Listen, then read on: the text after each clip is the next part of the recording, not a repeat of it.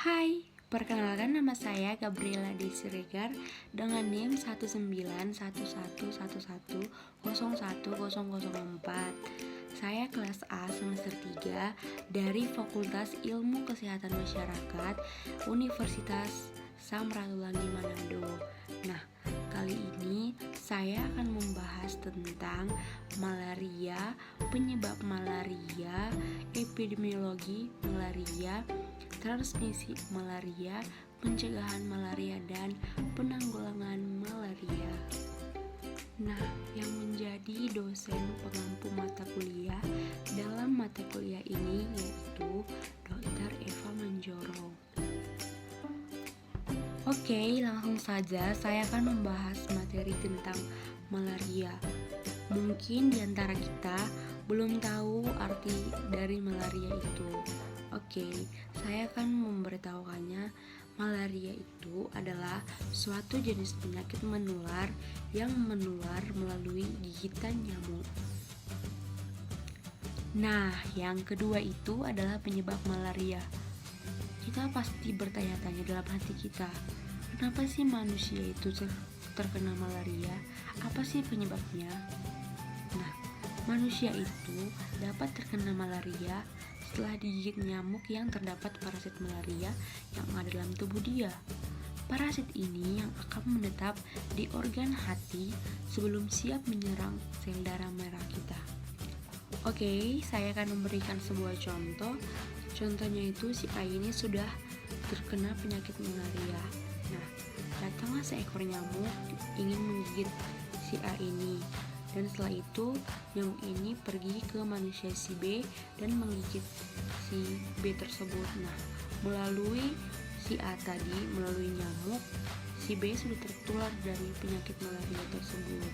Begitulah penularannya. Nah, yang selanjutnya itu adalah transmisi malaria. Malaria itu dapat ditularkan dengan dua cara. Yang pertama itu adalah penularan secara alamiah. Yang kedua itu adalah penularan secara ilmiah. Apa sih itu penularan secara ilmiah dan alamiah? Nah, penularan secara ilmiah itu adalah melalui gigitan nyamuk Anopheles. Sedangkan secara alamiah itu ada 3 jenis. Yang pertama adalah malaria bawaan, yang kedua secara mekanik, dan yang ketiga itu secara oral. Nah, yang selanjutnya itu adalah epidemiologi malaria. Yang kita tahu epidemiologi itu terdiri dari 3 akibat. Yang pertama itu faktor host, yang kedua agent, dan yang ketiga lingkungan.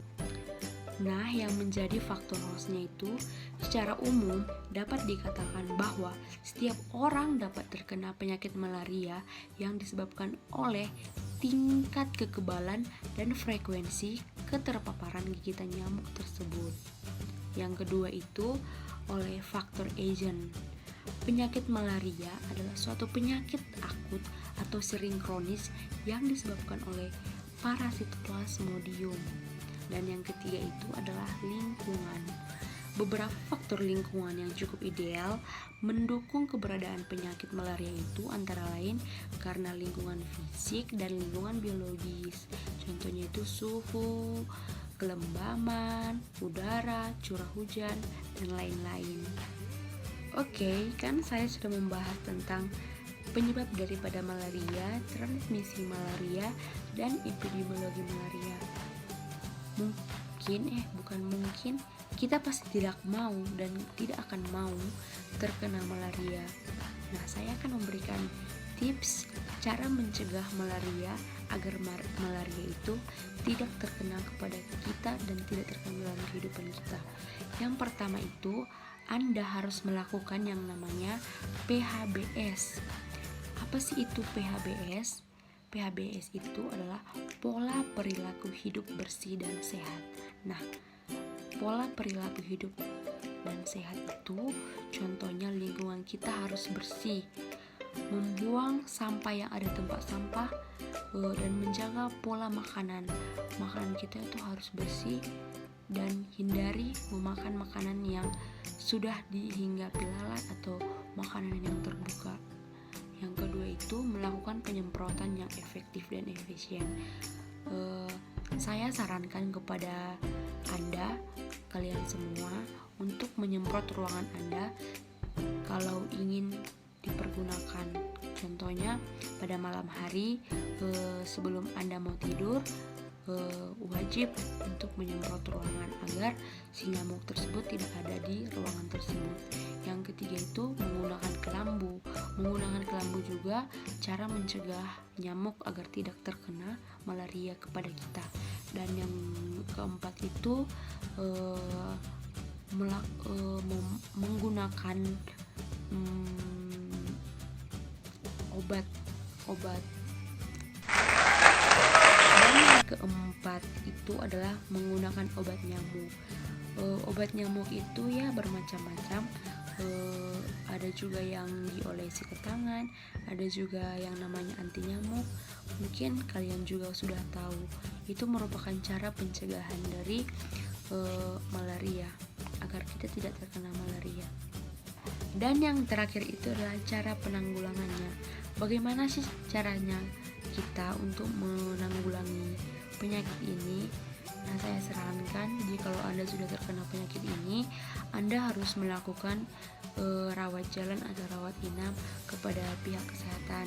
Anda harus menanyakan kepada bidan, dokter, atau lain sebagainya yang mengerti akan hal itu. Karena kalau tidak, ini juga dapat membahayakan kehidupan Anda. Terima kasih. Apabila saya ada kata-kata yang tidak berkenan di hati Anda, dan apabila saya tidak memberikan materinya secara tidak lengkap, saya memohon maaf yang sebesar-besarnya. Terima kasih.